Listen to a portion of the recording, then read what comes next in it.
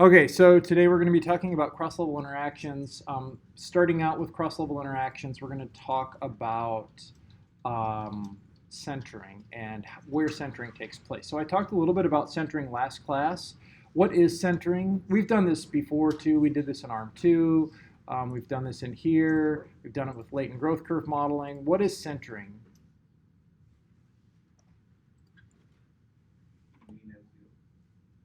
Setting the mean to 0, right? And that can mean a lot of different things. We call it centering, but it really means setting the mean at a spot that you want it at, right? And what is the purpose of centering? So what's the purpose of centering time? Let's start with that.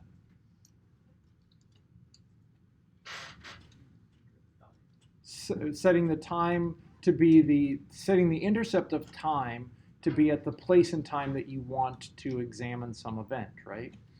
The purpose of centering other things is actually a little bit different. It still is putting the intercept at the mean level, right?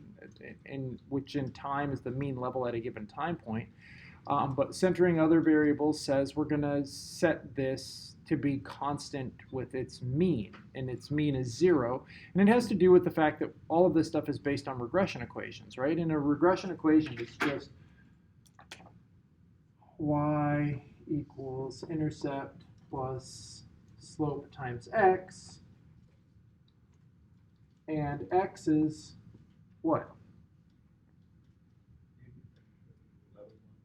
Yeah, but when we were actually like multiplying this out, like if you wanted to predict y, what would you call x on average? If you wanted to predict the average amount of y, like if you know that there's a relationship between I don't know, CEO pay, since there's business people in here, right? And the worth of a stock, right? Then what's your best guess for the price of a stock? It's going to be, what's that? Mean level of CEO pay, right? Mean level of CEO pay times whatever that slope is plus whatever the intercept is going to give you your most accurate prediction of what the mean stock price is, right? And then, of course, you can move that around. You can say, well, what if CEO pay is this, or what if it's that, right? And it will give you a new prediction of what Y is. But best guess is always going to be your mean, which means if we set the mean to 0, then our best guess is really just I, which is the mean of Y, right? And so when we center something, what we're really doing is removing this part of the equation, right? Or holding it constant at the mean, which means if we center something across or within person, we're saying that that slope is going to be the average slope for any given individual, right? Or it'll be the average slope for any given individual on any given day, technically, at the within subject level. The between subject level, it winds up just being for any individual, right? And it depends if you have actually within subject data or between subject data. So for within subject data, if we want to have that represent the average effect within an individual within a given day, then we have to center it within each person, right? Each person has their own mean. Each person has their own 0. And so if we look at this data, we can see here within subject level things look like this. So this is just day 1. This is their mean is for this person 1, right? Here is a list of all of their means. And you can see that this person's average level of positive mood must be just below 0.0603175, right? Because that's as close to 0 as you get for this person. And so these are already centered, so we can't actually see what their average mean. You can actually, hold on a second. So I can just open up a different database that shows this.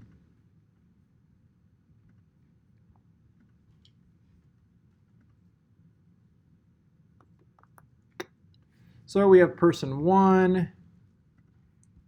If we highlight these here, this is all 21 days of their data. We scroll over here.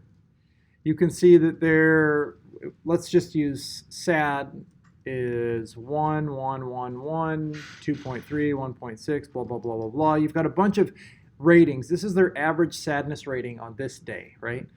The sadness rating on this day, sadness rating on this day. So we have an average level of sadness for each given day. And then we add all of those up, divide by 21, and we get their total average level of sadness. So if we flip over here and we go sum sad if person equals 1, their average level of sadness is 1.2102, blah, blah, blah, blah, blah. Let's flip back over here. And for day 1, their sadness is 1. That means that if we're going to center this, it would be,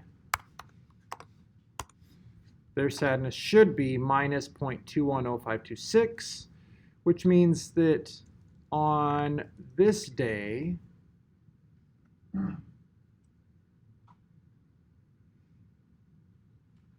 oh, I did that a little bit wrong, didn't I? Anybody see what I did wrong there?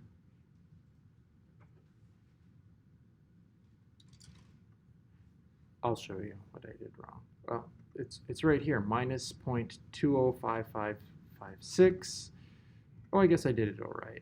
It's 0.2055 and blah, blah, blah. There's some rounding error there, right? Here's what I did wrong. This is, so technically these things, you guys wouldn't know this, but technically these are not the day ratings. This is actually a rating at a time point. I already computed the means for these day ratings over here. So the MD means mean day rating. But anyway, these are just, this is the person's average rating of anxiety that day, anxiety that day, anxiety that day. And then we add all of those up and we have an average, right?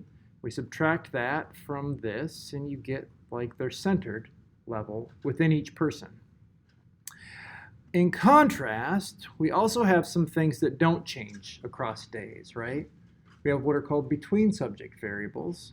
And so we have here a person's score on the Wisconsin card sort, their age. That seems like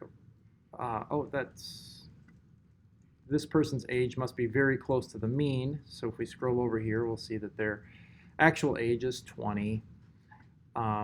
And I think the mean age here was like 19 point something, or must have been just over 20. It must have been 20.09 actually, right? So anyway, we subtract the average age of all people from each individual's age, and that's how you get age centered, right? SPSS will do this using the cluster option. You can calculate these using the cluster, but you actually have to use cluster to get the mean, and then you have to use cluster, or then you just create a new variable by subtracting the new clustered mean from the full mean. I'm not going to go through and do that. There's hundreds of tutorials online on how to center something in SPSS. And since I hate SPSS, we're just not going to do it today. But anyway, the point of all of this is that when we're doing these types of analyses, we need to make sure that we're centering at the correct level, right? So for this level 1, we want to center within subjects. Level 2, we want to center between subjects. Now, technically, M+ will do this for us, but we're going to walk through today, and I'm going to show you when it will and when it won't do it for us. It works perfectly fine if we're only doing two-way interactions across level. As soon as you try and do a three-way interaction, it becomes more problematic. So, all right. Just one other thing I'm going to show you. I'm going to make a case for why Stata is so much better than M+, or I mean than SPSS. Are you ready?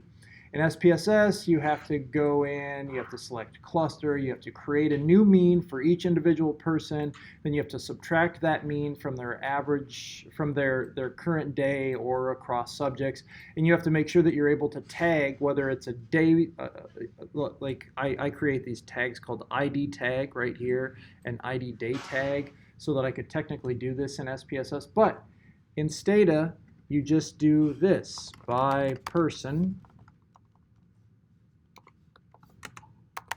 center, let's just say, I need to, MD sad. Oh, I've already got that. Let's go gen new MD sad equals MD sad, center, new MD sad. Did I not call it? Oh, I have another S in here. And Stata just makes it, right? Just centers it. You don't have to do anything. Stata understands the stuff. And so here's, you can see these two things are the exact same value.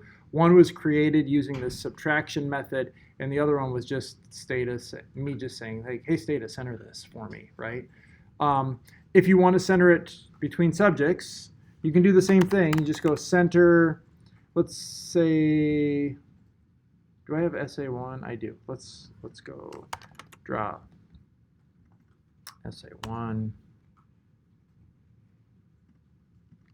drop. And I'm going to just highlight an important point here.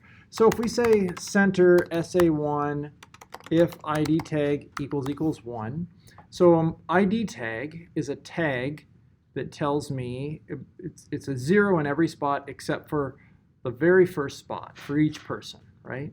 So for each person, it says, like, this is where a new person starts. And if we center it this way, it will give us the true centered value of SA1, but it only puts it in one spot. Now, technically, to move this over into M+, all of these spots need to be filled. And so you can fill those very easily in Stata by saying, by person, gen C, SA1, I made it a capital C, right, equals mean. This is just for you. You guys don't have to worry about any of this. I'm just showing that it's super easy to do this. But there is a point to my madness here, I promise. So all that does is just fill in all of these for that person on that day, right? Now, here's the problem. A lot of times people forget to tag the fact that it's being centered just between person, because you think you'll look at the data set and say, like, oh, for example, let's look at age. Actually, we'll just keep working with SA1 here. Drop this. Drop this. So if we look at SA1, which stands for Substance Use Assessment 1, it just is like, how often do you drink, was the question. And so we see, like, the ratings are once or twice a month, 2 to 3 times a month, it doesn't matter. But they're already all filled in, right? So why don't we just center it based on that? Why don't we just say center SA1 rather than using the by ID tag? Because then it'll just fill them all in, right? And these values will all be kind of constant all the way down here. Let's rename that for a second.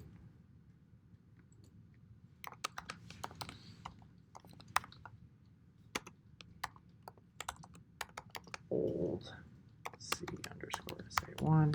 And let's go back and do this the way that we had done it before, which is by person, or center if ID tag equals 1, and then by person, create this. So those variables, will they be exactly the same?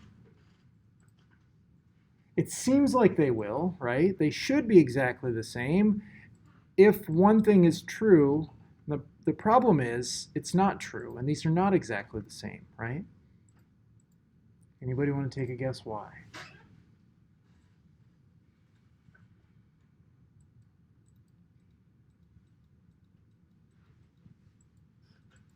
They're all off by just a little bit.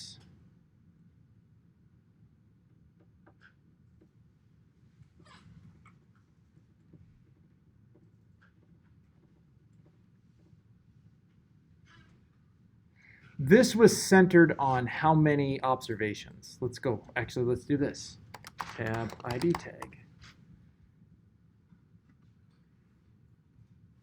This is centered off of 100 observations, right? We have 100 people in the data set. We centered age based on those 100 people, and then we just filled in the blanks, right? This one is not centered off of 100 people. It's centered off of what? What's that?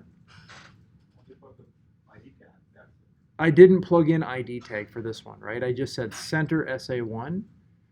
And when I did that, it gives you a constant amount for each person, just like it should.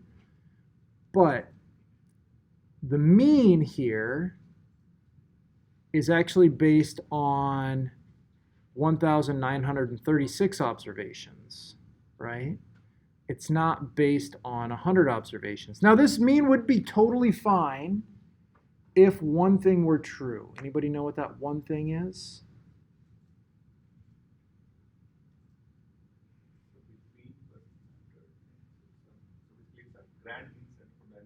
It's grand mean centered, yep. And that grand mean centered, they're both technically grand mean centered. But one is grand mean centered using 100 observations. One is grand mean centered using 1,936 observations.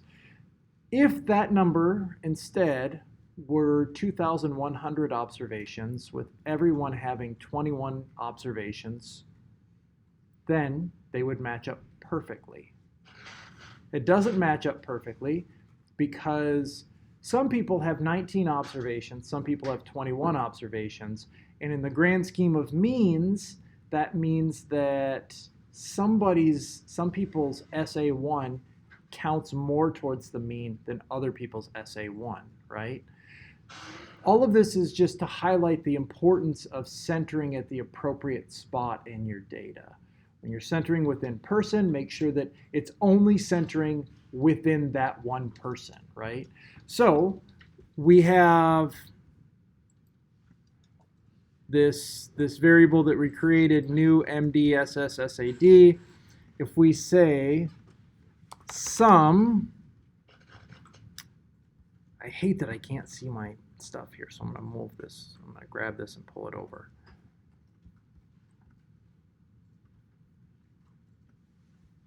If we say sum MDSAD, what should our mean be here? Why 0? It's centered where? For each individual though, right? I mean, it's pretty close to 0 just because the observations are pretty close to 0, but it's actually not quite 0. If we say if person equals 1, then it should be 0. It's really bugging me now that this is greater than 0 because it doesn't technically have to be 0, right? It is. That's very, very close to. That's essentially 0. But what should be happening is that it should be 0 for like each individual person, but that doesn't necessarily equate to 0 across everyone. Here it does because most people have 21 observations, right? And so the few people that don't have 21 observations get kind of drowned out by the noise. But it doesn't have to be. That's the point that I want to make. But because it's centered at the individual level, right? Each one of these, for each person, should absolutely, the mean should be at 0. But across the entire data set, despite the fact that it is here, it doesn't have to be at 0 across the entire data set.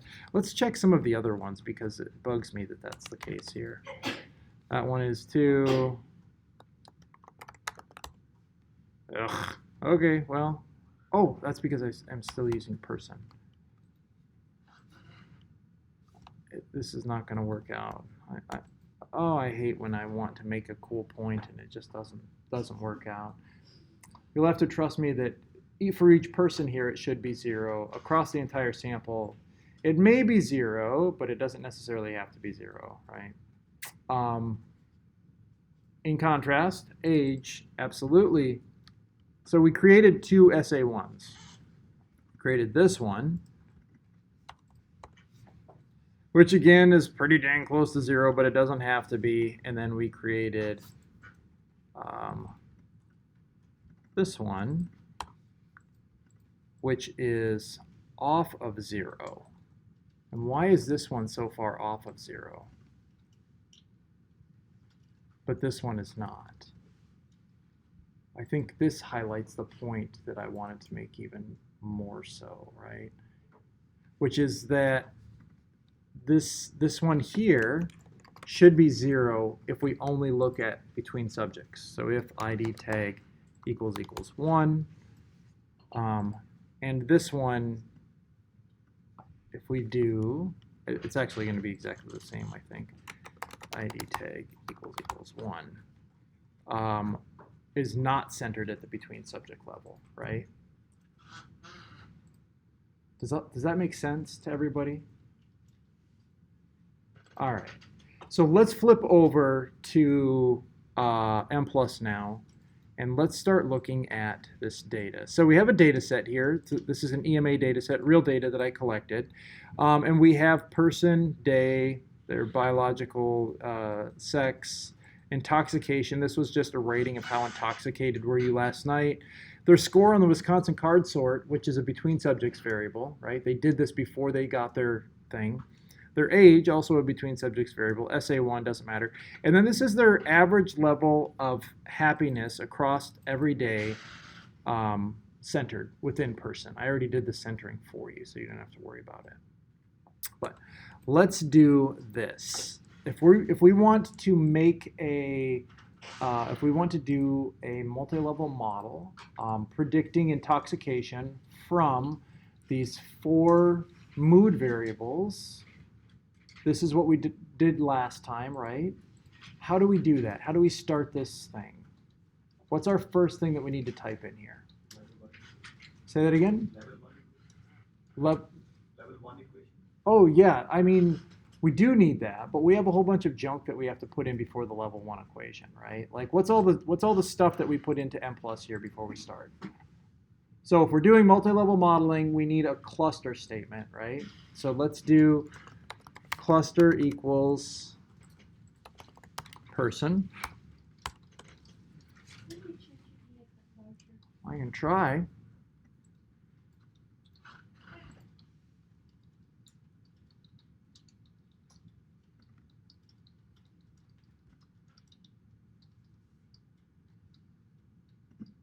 Is that better? Okay, so can we all see that now? We're good? Okay, cluster equals person. What's the next thing that we need to put in here?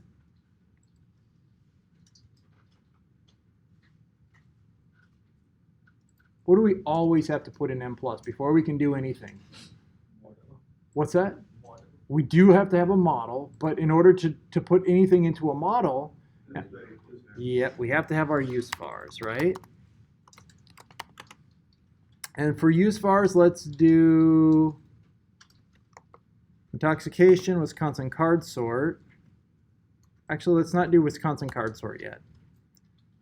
And then let's add our 4 moods. Let's call that good. What else do we need?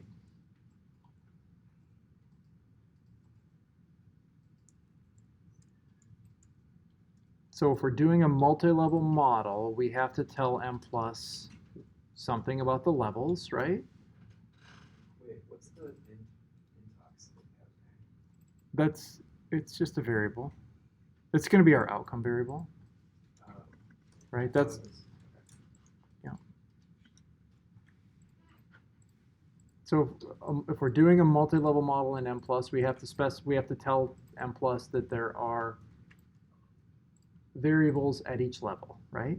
And so we say within equals these I'm going to move this over because my OCD is going to get the better of me.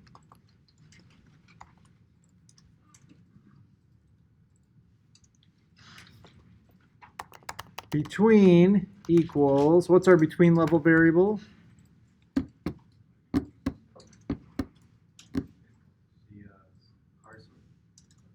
It would be, but we don't have any in use vars yet, right? So we have no between level variables. Okay. So we're going to skip that for right now. We're going to leave it blank. Next, what do we need?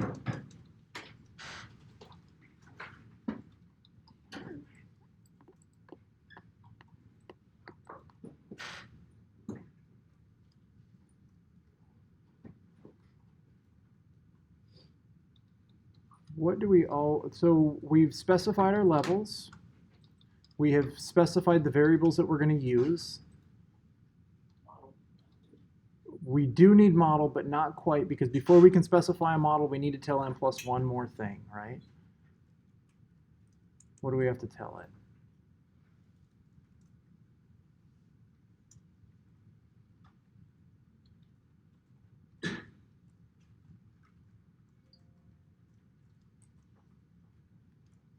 We have to tell it what kind of analysis we're going to do, right? So, analysis, estimator equals MLR,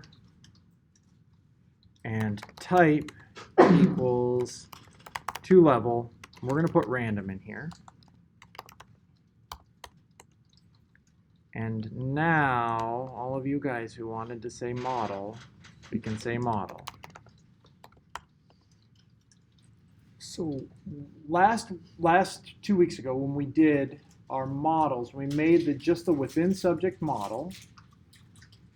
We did this similar to how we had done this using latent growth curve models, right? I showed you two different ways to do the within subject model. One gave you a random intercept. One allowed you to have both random intercepts and random slopes, right? Let's do the one that gives us random slopes as well. Actually, let's start, no. Let's just do the random intercepts one. How do we do just the random intercept, if that's all we want? What should we say?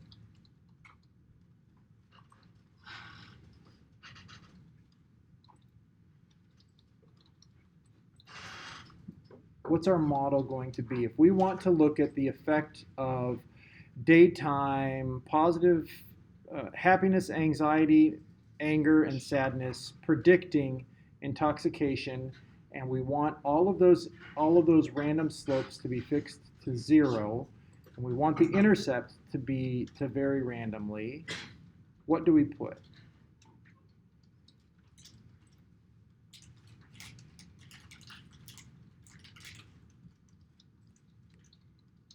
What brave soul wants to take a stab at this?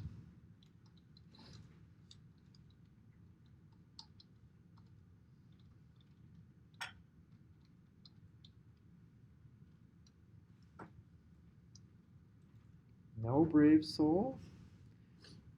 Okay, it's just our basic regression equation. So what's our outcome variable? What did I say it was going to be? Intox. So let's put in intox. Then what? On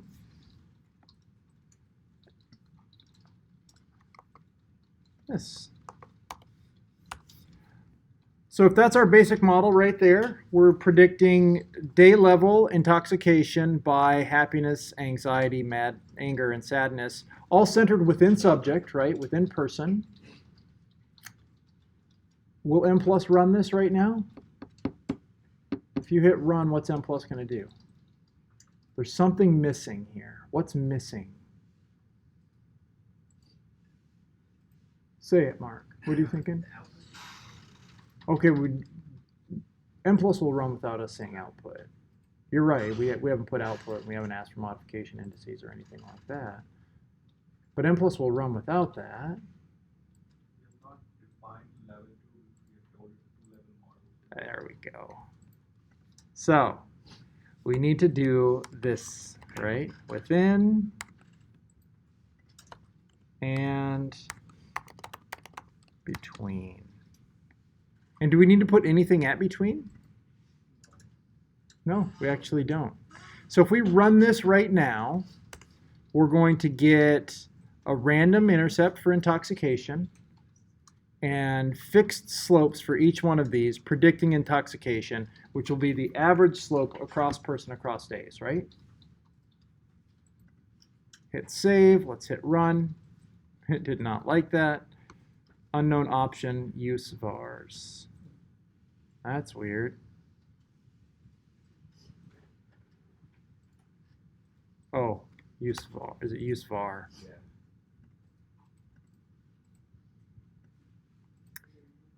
Okay, so we have 1,982 days of data across 100 people.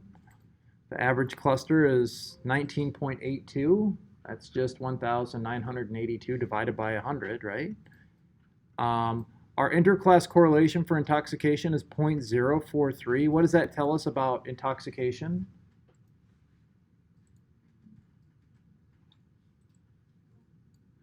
Subject variance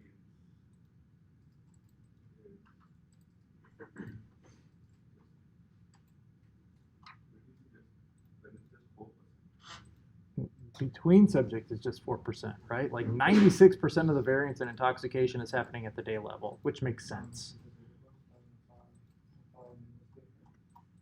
And as we scroll down, we get some tests of model fit. It's just a regression equation, so we don't really get tests of model fit. And then we see this, right? Is this what everybody else's looks like right now? I can't get mine to run. Yeah, I got an error message. And I think the plus just crashed. What's your error message say, Kelly? Okay. For some reason it's not finding the file. I need to retitle something. Put dash three at the end of the name. Sorry, is that me? I keep uploading the same thing. I should have checked it. Everybody else get it? Mine says error in variable command type equals 2 level requires specification for the cluster option. Require specification for what? The cluster option. Oh, did you not put cluster equals person? I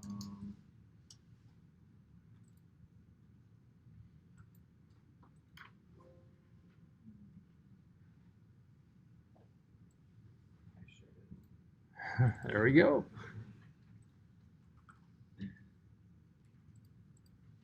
All right, back to our output here. Somebody want to walk me through this output? What does this tell us? What can we get from this?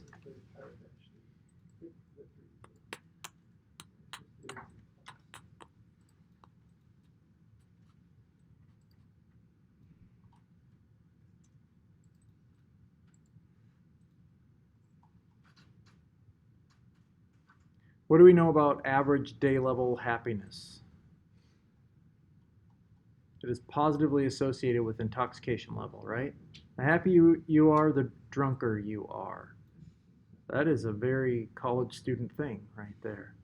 That's one of the most consistent findings in all of the college student literature, is that on days when they have more positive mood, they also tend to get more intoxicated. What do we see about anxiety?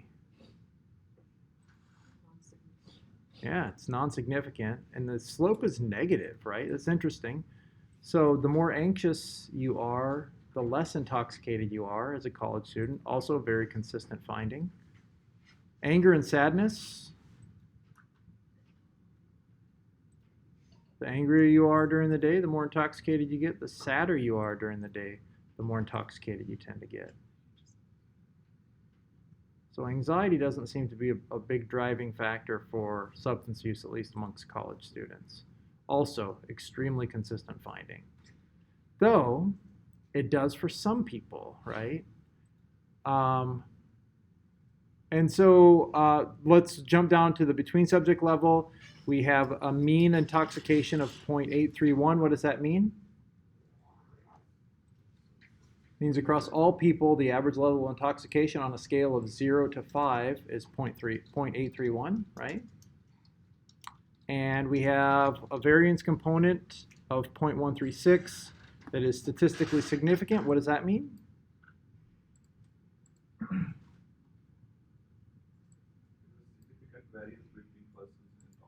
Yes, significant variance in the average level of intoxications between person, right? Yeah, of course. So that's what that stuff means.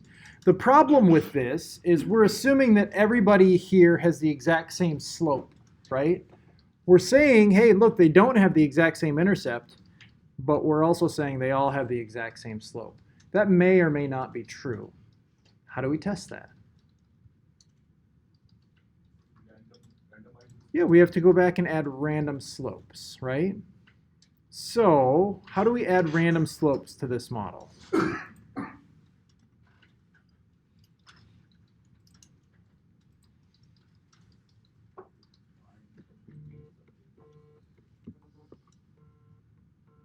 Say that again?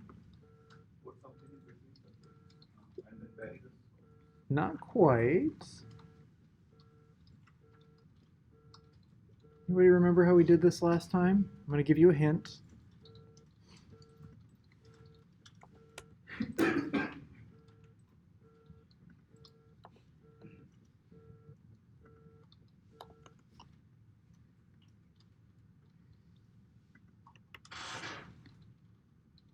Yay or nay? Is it brewing? You guys thinking like, oh, that's right, he did something. No, not yet. How about if I do this?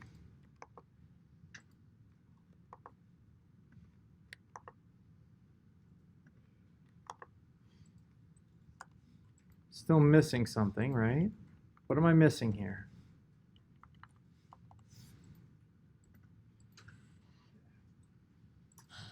Remember I said that if I run this model right now, will it be the same or different from the model that we just ran? Exactly the same, right? So we don't have random slopes incorporated in this yet. And remember last time I said there's two ways to do this. You can do it this way or you can do it another way. What was the other way that we did 2 weeks ago?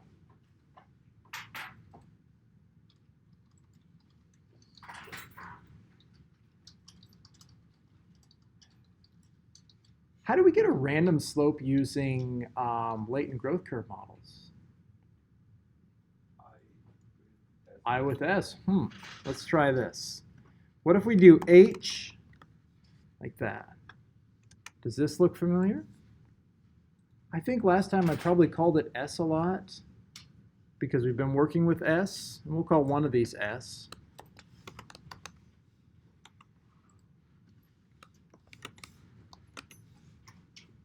Let's call this one S for sadness. So now we're going to say like we have a happiness slope, an anxiety slope, a mad slope, and a sad slope. Now, if we come down here and we say H at 0, A at 0, M at 0, S at 0, this is exactly the same as the last model that we ran, right? We've specified these slopes, and I'm going to run it and show you. We've specified these slopes, but we've constrained all of their variances to be 0. Now you don't get the stuff at the within subject like we did before. You still get this 0.136 statistically significant random variance in the intercept, right? But now we get these average slopes put at the between subjects level, but for happiness, still statistically significant. Remember I said that is the most significant thing or the most consistent finding that we find in college student drinking. Anxiety, exactly the same. P-value is the same. Slope is the same. Nothing changes. Mad and sad, both exactly the same as they were before. Slopes and p-values exactly the same. This is the exact same model that we just ran. In fact, if you came up here and we did this, and we're not going to do it, but you could compare these values and they would all be exactly the same, right? So if we want to get random slopes, all we have to do is not fix those to 0, right? Now this model is going to be slightly different. We might have some issues because not all of these slopes are going to be random. Certainly not all of these slopes are going to be random. And as we scroll down here, what do we make of this model now?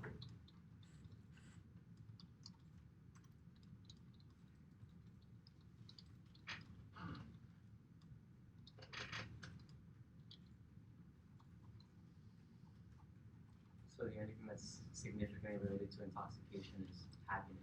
Happiness. Yeah. So what does that mean? What do we conclude from that? The relationship between daytime happiness and daytime intoxication, it's positive, but it varies a lot, right? Like each person has their own slope between daytime happiness and intoxication. Some people have very steep slopes, some people have narrow slopes, some people probably have negative slopes.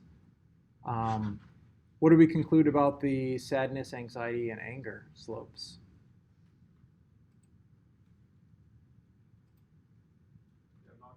They don't vary. So what does that mean?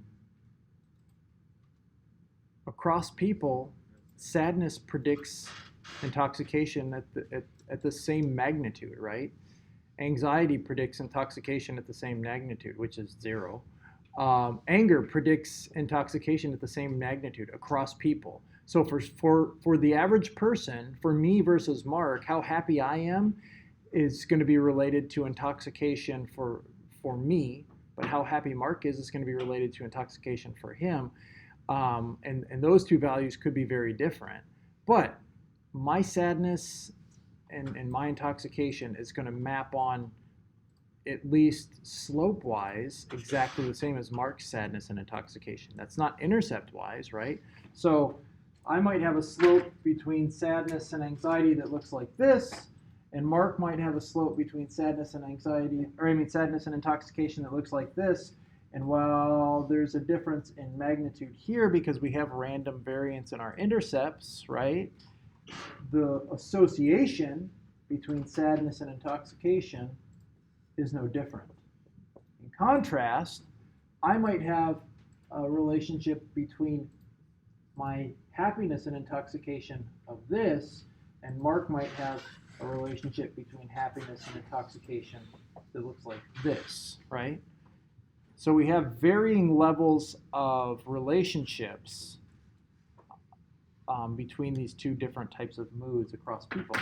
So if we have something like this, we don't need to allow those to randomly vary. And in fact, this can cause estimation problems in our models. We can hit what are called saddle points. So let's go back and just fix those. A, M, and S can all be set to 0 because they are not statistically significant slopes. Quick question. Yep.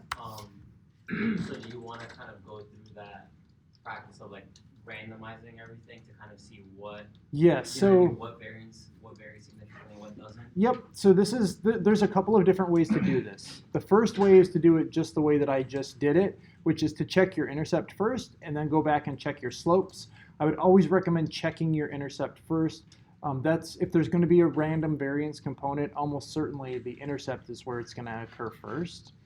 If the intercept has significant random variance, allow that to be freed. And then you can do one of two options. The first option that I always do, and there's like different guidance on this. There's different rules of thumb. The first thing that I will do is allow all slopes to vary randomly and run the model. If the model converges, fantastic. That means that I was able to either all of the slopes vary randomly, or at least that the non-varying random slopes didn't reach some sort of a saddle point in estimation, right? More often than not, when you do that, it doesn't work out as nicely as it does today here. More often you get some sort of an error, in which case you have to go back and fix all of those slopes and then iteratively free one slope at a time. And so I'll free one slope, I will run the model. If it has significant variance, I will leave it freed, and then I will add the next one, and I will run the model. and I will see if that one has significant variance. If it does, I will leave it free. If it doesn't, I will fix it back to 0, and I will drop down to the next slope, and I will iteratively check each one of these slopes, and then try to, sometimes you will have one that says it's significant, and then you fix it and you move to the next one and it says it's significant, and then you free both of them at the end and only one of them really is significant, in which case you go back and you fix that other one, right? So it's an iterative process. It can be an iterative process, yeah. So, but all right, so we've now fixed these things. We're gonna rerun our model with happiness here. So let's hit save, let's hit run. And what we're going to get are a bunch of effects. These effects are roughly what they were before. Remember, this p-value was actually 0.05 before, and now it's not. And now, interestingly, anxiety is 0.058. It was 0.14 before, right? What's going on here? Why is this thing changing? This is fixed, this is fixed, this is fixed. Why have those things changed?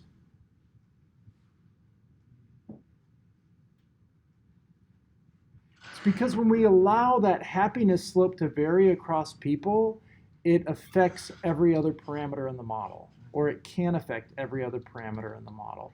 Usually not dramatically, but in this case, you go from a p-value of 0.14, which means I'm not going to talk about it, to a p-value of 0.058, which means, shit, now I have to talk about this, even though it doesn't cross that threshold, right? Yeah. And when you do talk about it, I want to throw this out here because I just did a review a couple of days ago where I said something about this. But how do you talk about a p-value of 0.058? How would you describe that? Just barely not significant. Okay, please don't say that. I mean, that wouldn't be the exact technical term, but that's like kind of like the thing that I hear all the time is approach significance, right? Like it's sneaking up on it and it's gonna get it. I hate that too. Like, and I really, really don't like marginally significant, right? Like that's the one that eats me up. What I would say is the p-value is 0.058, and which does not meet the how do I phrase that? Dang it, it was just in my mind. I mean, yeah, using conventional levels of statistical significance, right? Like that's how I like to phrase it. It didn't reach the conventional levels of statistically significant cutoff or something like that, right? And then leave it at that. Though, I do have a paper out there where I quote a stats textbook. I've told most of you guys this, right?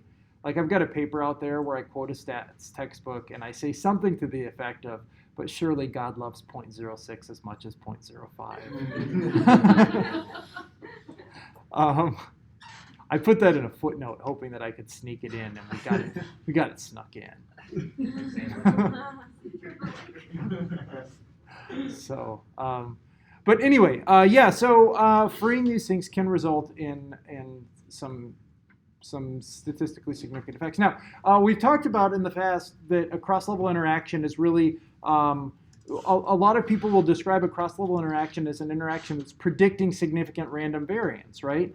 That's not quite true because these things can be broken down into a long regression equation rather than just a simple regression equation. So a simple regression equation only means that a slope varies, not that there's random variance in a slope, right? So we're going to go in and we're going to add a cross-level interaction here, and we're going to see if the cross-level interaction affects slopes even when those slopes are fixed to 0. But first, we're going to take a break because it's 10 o'clock, and I have to go.